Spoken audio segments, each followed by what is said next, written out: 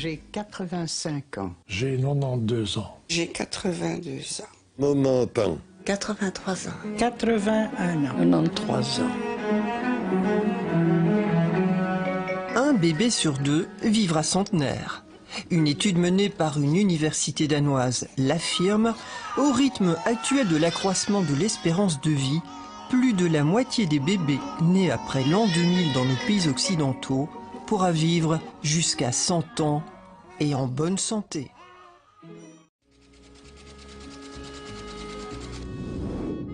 Je m'appelle Marguerite et j'ai 99 ans.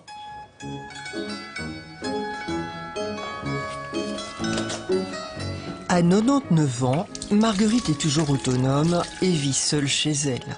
Par quel miracle? C'est ce que nous allons essayer de comprendre tout au long de cette enquête. Je vis très simplement. J'ai des goûts simples. Je suis frugale, mais je prends un verre de vin au repas. Tous les jours? Oui, tous les jours. Un siècle sépare cette photo de Marguerite. Un siècle durant lequel l'humanité a gagné 30 ans d'espérance de vie. Grâce au recul de la mortalité enfantine, grâce surtout au progrès de la médecine. Les vaccins, les antibiotiques, une chirurgie de plus en plus performante augmente chaque année de 3 mois notre espérance de vie. Et la médecine n'a pas dit son dernier mot. Un exemple concret pour les femmes, le traitement hormonal. Grâce aux hormones de substitution, elles ne vivent plus leur ménopause comme une fatalité. Protégées notamment des maladies osseuses et cardiovasculaires, leur espérance de vie a encore augmenté. Est-ce un hasard si en Belgique, la femme vit 7 ans de plus que l'homme? 75 ans pour l'homme contre 82 ans pour la femme. Mais encore faut-il rester en bonne santé.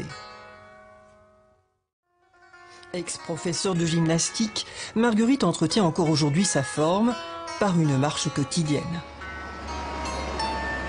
Je crois à l'effet bénéfique de la marche et qu'une fois qu'on abandonne, c'est la chaise à mon âge. Tous les jours aussi, Marguerite s'adonne encore à la lecture, et même en anglais.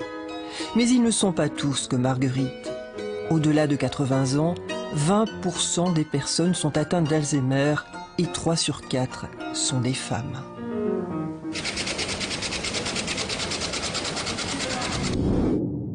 C'était quand la date de votre mariage? Le 9 août, mariage. Le 9 août 1922, je crois. Est-ce que ce n'est pas votre date de naissance? Au mois de juillet, mais la date, je ne sais pas. Bonjour. La majorité de ces patients sont atteints d'une maladie d'Alzheimer, ont des problèmes de maintien à domicile, ont des problèmes dans leurs activités de tous les jours, pour faire du café, pour s'habiller, pour se déplacer, manque de coordination entre autres. Des problèmes de mémoire aussi? Évidemment, avant tout des problèmes de mémoire. Bonjour tout le monde. Voilà pourquoi 2 à 3 fois par semaine, l'équipe pluridisciplinaire de ce centre de jour exerce la mémoire et la motricité de ses patients. On va commencer par les dates de naissance de chacun. Le 4 juin 21. Le 8 juin 1929. Voilà, Mme Corin va s'installer. On va faire de la salade de fruits.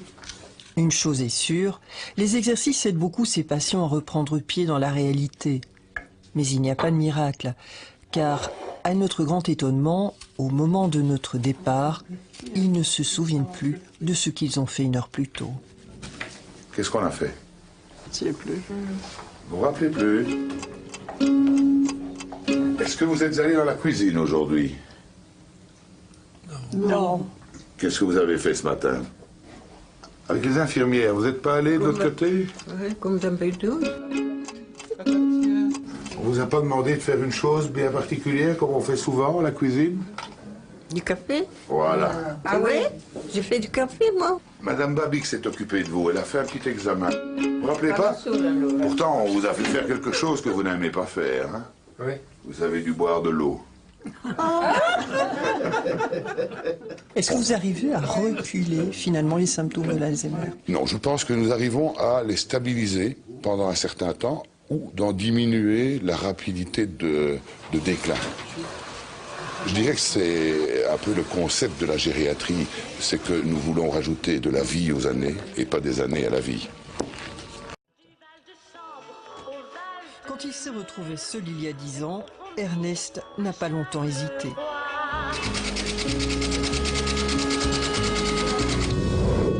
Je m'appelle Ernest Silost et j'ai 78 ans. J'ai repris mon métier après 2 semaines de veuvage. J'ai repris mon métier et j'en suis très content d'ailleurs de l'avoir gardé. Et je fais mon métier toujours avec grand plaisir. On est content quand on entend la sonnette parce qu'on dit tiens, c'est un client qui rentre et ça fait plaisir, quoi. Bonjour monsieur. Ça meuble un petit peu la solitude. Comme d'habitude, monsieur Demandel. Oui, n'est-ce pas? Moi, c'est un voyage magnifique. Oh, je m'en doute. Hein. On parle de tout et de rien.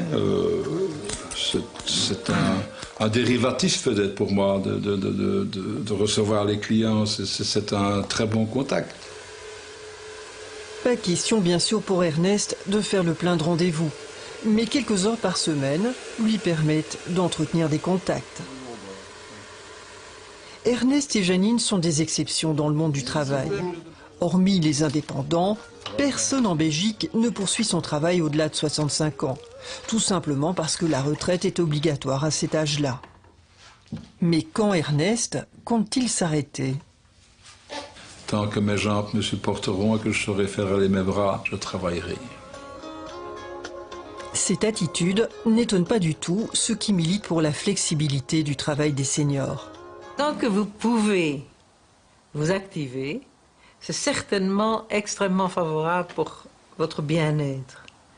Parce que d'une part, vous vous sentez utile, parce que d'autre part, vous êtes intéressé, donc ça fait marcher vos ménages, et d'autre part, parce que c'est un facteur d'intégration sociale. Et c'est pour ça que Senior Flex défend l'idée que le libre choix du temps où on veut vraiment prendre sa pension, ce serait une bonne chose. D'autres pays y ont pensé bien avant nous, comme le Danemark. Avec ses canaux et son quartier ancien aux façades joliment rénovées, Copenhague n'a rien d'une ville d'avant-garde. Et pourtant... Ici, on ne restaure pas seulement les immeubles, on restaure aussi la place des aînés dans le travail. Regardez attentivement ces maçons qui travaillent. Tous ont les cheveux gris. J'ai 64 ans. Et mes collègues, quel âge as-tu, Karl? 64. Et toi? 67 ans. Ici, il y a beaucoup de personnes âgées. Et je ne sais pas pourquoi, il y a peu de maçons sur le marché. Et puis enfin, qu'est-ce que je fais à la maison? Je ne sais même pas jouer au golf. Non, je suis bien ici. Un peu plus haut, nous rencontrons les responsables de la restauration. L'un des deux a plus de 70 ans. Moi, j'ai choisi de continuer à travailler encore un bout de temps. Et j'ai choisi de le faire avec Morten, parce qu'il est jeune. Il a encore beaucoup de choses à apprendre.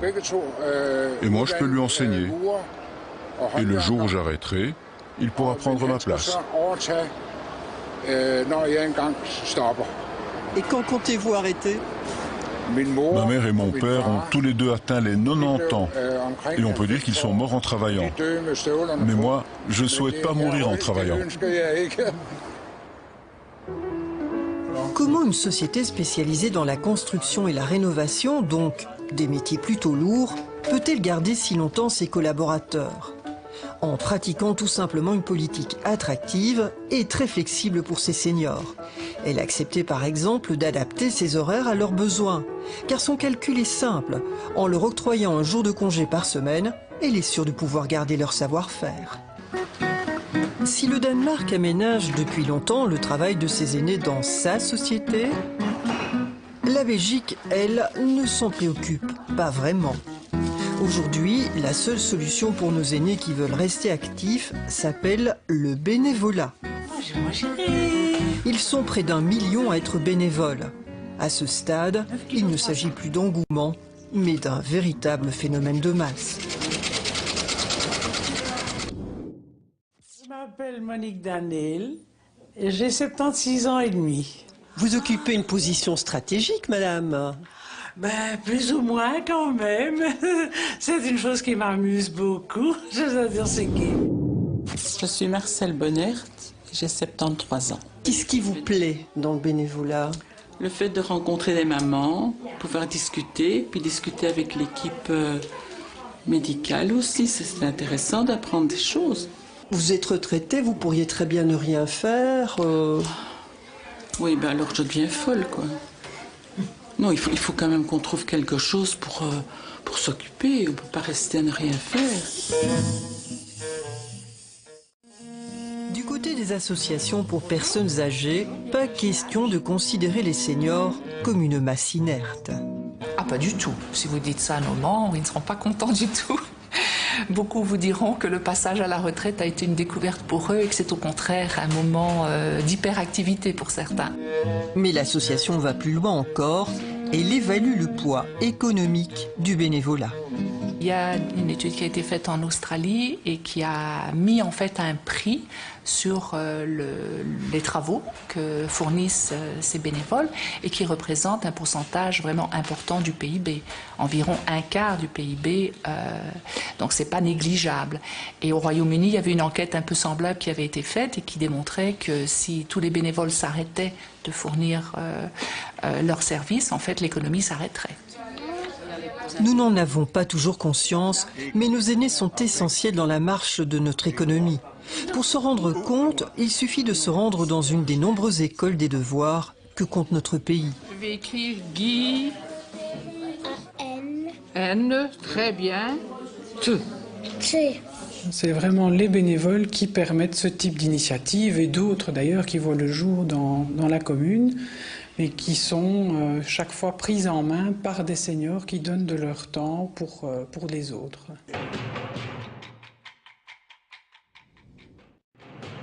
J'ai 80 ans. J'ai 68 ans et demi.